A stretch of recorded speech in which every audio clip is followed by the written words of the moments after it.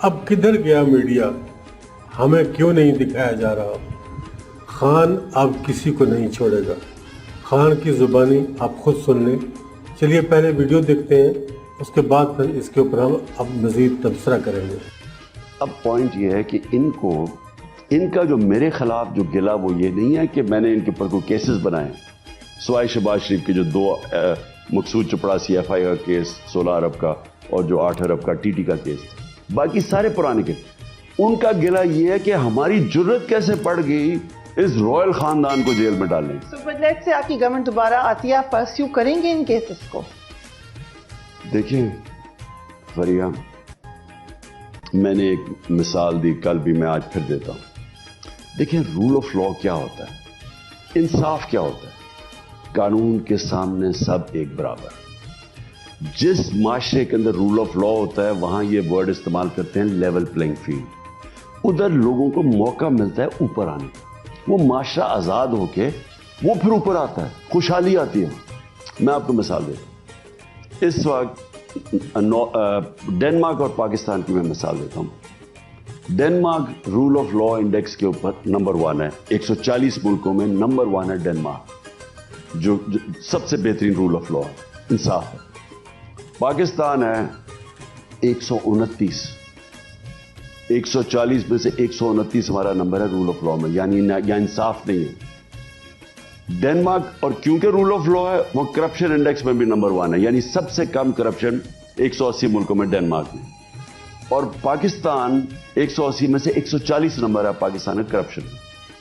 لیکن جو سب سے امپورٹنٹ چیز یہ ہے کہ پاکستان کی اوسط آمدنی $1,600، ڈنمارک کی اوسط آمدنی $66,600 ہے۔ سوچ لیں کہ جب آپ کے ملک میں قانون اور انصاف ہوتا ہے وہ خوشحال ہوتا ہے، جب نہیں ہوتا ہمارے ڈنمارک سے بہت زیادہ وسائل، ہم غریب ترین ہیں۔ رول آف لا آپ کو اس ملک میں امپوز کرنا پڑے گا اگر پاکستان کو اب بچانا ہے نا۔ اب ہم نے جس دلدل میں یہ پھنس گئے ہیں، ہم تو اب پھنس گئے ہیں، ہمارے پاس تو راستہ ہی کوئی نہیں ہے۔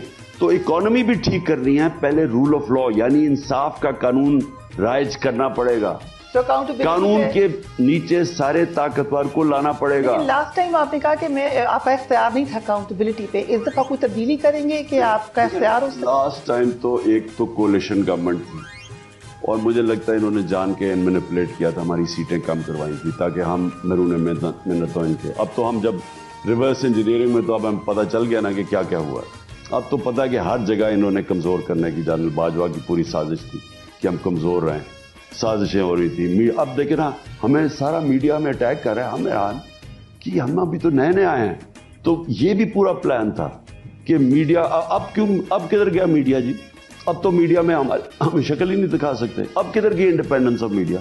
ہم جب کہتے تھے اس طرح اٹیک ہے، غلیظ قسم کے اٹیکس آ رہے تھے جو یہاں تو میڈیا آزاد ہے، تو اب کدھر گیا میڈیا؟ اب تو کال کر کے 2 چینل جو ہمیں دکھاتی تھی ان کو بھی کال کر کے ان کو بند کروا دیا، تاکہ، اور اب سوشل میڈیا کے پیچھے پڑ گئے ہیں تاکہ اگر ہم بھی دکھاتے تھے، ہاں آپ کا آتا تھا اور ایک کیپٹل 4، اچھا ان کے اوپر پریشر ڈالا ہوا کہ ان کو نہ دکھاؤ۔ سوشل میڈیا جس پہ ہم جس کے ذریعے اپنے آپ کو اپنی پوائنٹ آف ویو آگے لے کر، اب اس کے پیچھے پڑ گیا، ہمارے سوشل میڈیا کے لوگوں کا اغوا کیا جا رہا ہے۔ تو اب تو سمجھ آ گئی نا ہمیں کہ ہمارے زمانے میں جب یہ سارا کچھ ہو رہا تھا، میڈیا اتنی سی 2 روپے مہنگا ہوتا تو سارے میڈیا چینل شور مچا دیتے، پیٹرول بم آ گیا، اور تو اب کدھر گئے ہیں وہ سارے؟ کیونکہ کنٹرول تھا، ان کے ہاتھ میں تھا سب کچھ۔ یہ جو ہمیں سارا کمزور کر کے گورنمنٹ کروائی گئی، یہ جان کے کروائی گئی تاکہ ہم ان کے مرہون منت ہوں، اور اللہ کا کرم یہ ہے کہ اس کے باوجود ہماری پرفارمنس دیکھ لیں، یعنی ہاتھ باندھ کے بھی ہماری پرفارمنس دیکھ لیں۔ لیکن جو سب سے بڑا نقصان کیا وہ تھا نیب۔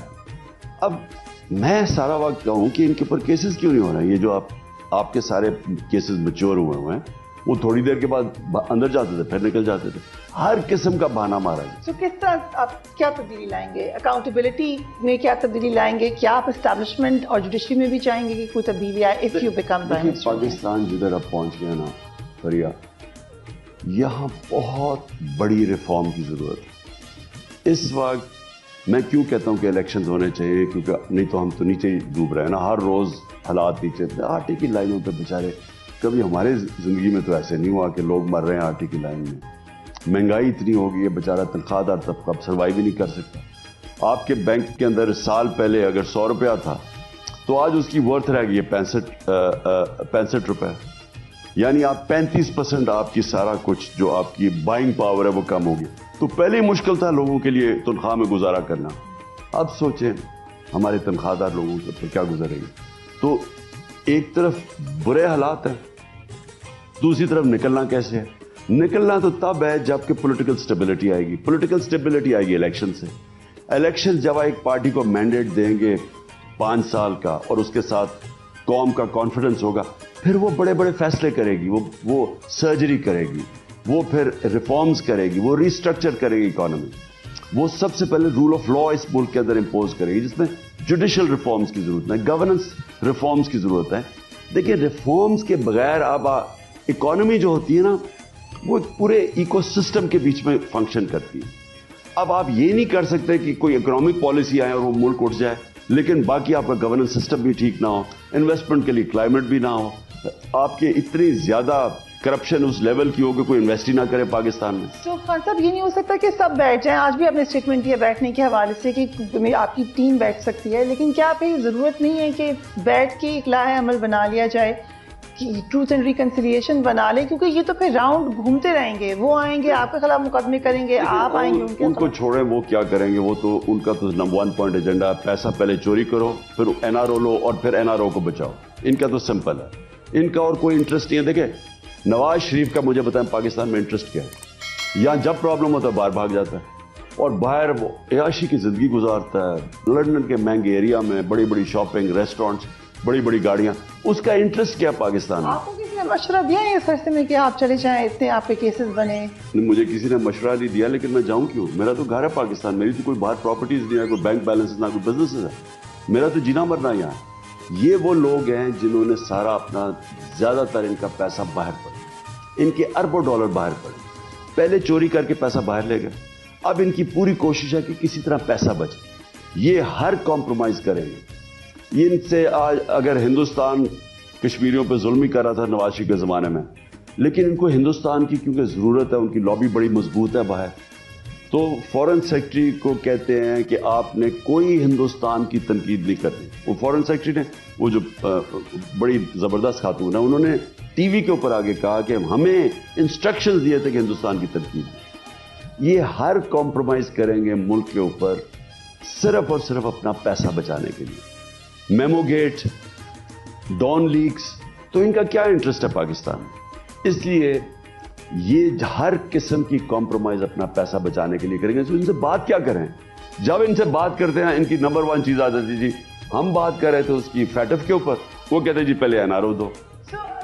خان صاحب جو لوگ آپ کے ساتھ تھے اب سارے اداروں میں مختلف جگہوں پر کوئی تو ایشو ہوا ہوگا، ٹھیک ہے، باقی تو آپ کے سیاسی مخالفین ہیں، کیوں ایک یہ ڈیسیجن لیا گیا کہ آپ کو نہیں آنے دینا؟ کچھ تو ہوا. دیکھیں اس میں ایک تو شہباز شریف سے جنرل باجوہ بالکل وہ سمجھتے تھے وہ بہت بڑا جینیس ہے، یہ کنونس تھے.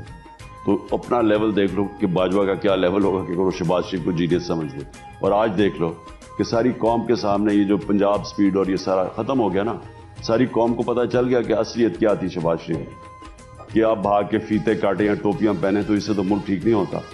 تو وہ اشتہاروں میں اتنا پیسہ خرچ کر کے اربوں روپے لگا کے اپنی پبلسٹی کی، تو جنرل باجوہ کو تو کنونس کر دیا. ایک تو وہ تھا، دوسرا ایکسٹینشن تھی. میرے خیال میں وہ ان کے ساتھ زیادہ ملتی تھی، ان کی ساری پالیسیز، فلسفی. تو ہم نے دیکھا آپ کی پہلی ٹینیور میں ہم بار بار ایک پیج کی بات کرتے تھے، بڑے پروگرامز کیے ہم نے اس پہ. سو اب جب اگر لیٹ سے آپ پرائم منسٹر بنتے ہیں تو پھر آپ بڑے ویری اینڈ کوشش ہوں گے ٹورڈز دی انسٹیٹیوشن. یعنی ہم اس کے اوپر ایک پیج پہ تھے کرونا کے اوپر، یعنی وہ پورا ایک سارے اداروں نے مل کے وہ فائٹ کیا اور وہ بہت بڑی، یعنی دنیا میں ایک نالج ہے کہ پاکستان ان 3 ملکوں میں ٹاپ ملک میں جنہوں نے سب سے بہتر ہینڈل کیا. تو اس میں تو ایک پیج پہ تھے اور زیادہ تر پالیسیز پہ بھی ایک پیج پہ تھے، یعنی فورن پالیسیز پہ شروع پہ ایک پیج پہ تھے. یہ آخری 6 مہینے میں کچھ چینج آیا وہ جو مجھے وہ اب حسین حقانی کی یا جو پیپرز نے ریویل کیا ہے کہ یہ ہائر کیا حسین حقانی کو، تو وہ کوئی चेंज तब आया, तब फॉरेन पॉलिसी में भी एकदम चेंज हो गए। हमारा था कि न्यूट्रल रहे हम जंग के, ये यूक्रेन और रशिया की वो सारी फॉरेन ऑफिस सबका ये फीलिंग थी। ये एकदम इनको हो गया कि हमें उनको कंडेम करना चाहिए रूस को। कुछ समझ नहीं आई कि आखिरी 6-7 महीने में, उससे पहले हमारी फॉरेन पॉलिसी बेसिकली हमारा स्वाय एहतसाब के ऊपर जो ये कॉन्स्टेंटली कह रहे थे कि एहतसाब छोड़ो, और ये एक्सटेंशन के बाद इनकी चेंज आया, उससे पहले नहीं कहते थे। एक्सटेंशन के बाद इन्होंने कहा कि एहतसाब NRO दो। जी तो दोस्तों, आपने इमरान खान की दबंग गुफ्तगू सुनी, और ये बात इनकी ठीक है कि मीडिया उनको नहीं दिखाता, बल्कि मीडिया तो अब नाम भी लेना पसंद नहीं करता इमरान खान का। लेकिन इस तरह से तो इमरान खान की मोहब्बत लोगों के दिलों से नहीं निकाली जा सकती। इस मोहब्बत को निकालने के लिए आपको भी मोहब्बत का सबूत देना पड़ेगा, मोहब्बत के साथ लोगों से पेश आना पड़ेगा, फिर आप इमरान खान की मोहब्बत को लोगों के दिलों से कम कर सकते हो या निकाल सकते हो।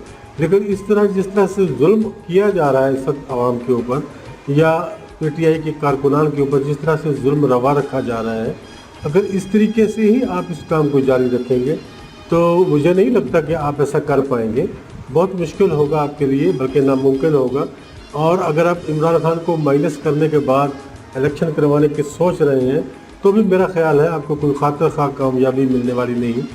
तो दोस्तों, इस तरीके से इसको सोचना चाहिए, इसको देखना चाहिए कि सबको बराबर मौका मिलना चाहिए। हाँ, अगर कोई शख्स मुजरिम है, उसके ऊपर जुर्म साबित होता है तो उसको उसके जुर्म की सज़ा मिलनी चाहिए, इसमें कोई दो राय नहीं है। ये एक ही बात है और ये पक्की बात है कि जो शख्स मुजरिम है, जिसने जुर्म किया है और जिसके ऊपर फेयर ट्रायल के बाद जुर्म साबित हुआ है, उसको उसकी सज़ा मिलनी चाहिए, किसी भी तरह से उसको रियायत नहीं मिलनी चाहिए। यही रूल ऑफ लॉ है। और इसीलिए तो इमरान खान भी बार बार कहते हैं कि मुल्क में रूल ऑफ लॉ जो है वो नाफिज होना चाहिए और उसकी अमलदारी होनी चाहिए। जितने भी ताकतवर लोग हैं सब कानून के नीचे होने चाहिए। जब तक लोग कानून के नीचे नहीं आएंगे, रूल ऑफ लॉ नहीं होगा, तब तक इंसाफ नहीं होगा, और जब इंसाफ नहीं होगा तो किसी भी मुल्क में खुशहाली नहीं आ सकती। ये आपने इमरान खान की गुफ्तगू से भी अंदाज़ा किया होगा, और अब आपके सामने चीज़ें वाज़ेह होनी शुरू हो जाएंगी। ये जब तक रूल ऑफ लॉ उस मुल्क में नाफिज नहीं होता, तब तक कोई भी मसला हमारा हल नहीं होता। और हमारे यहाँ तो सूरत हाल ये है कि हम सुप्रीम कोर्ट के फ़ैसलों को तस्लीम नहीं करते, और सुप्रीम कोर्ट का फ़ैसला कुछ और होता है और हमारा अमल उससे बिल्कुल ही मुख्तलिफ होता है। बिल्कुल हम उसके मुकाबिल अमल अपना करते हैं। इस तरह करने से कभी भी मुल्क तरक्की नहीं करते। जब तक रूल ऑफ लॉ ना हो, सुप्रीम कोर्ट को सुप्रीम न किया जाए, तब तक कोई भी कुछ नहीं कर सकता। दोस्तों, आपका इस बारे में क्या ख्याल है? अपनी राय का इज़हार ज़रूर कीजिएगा।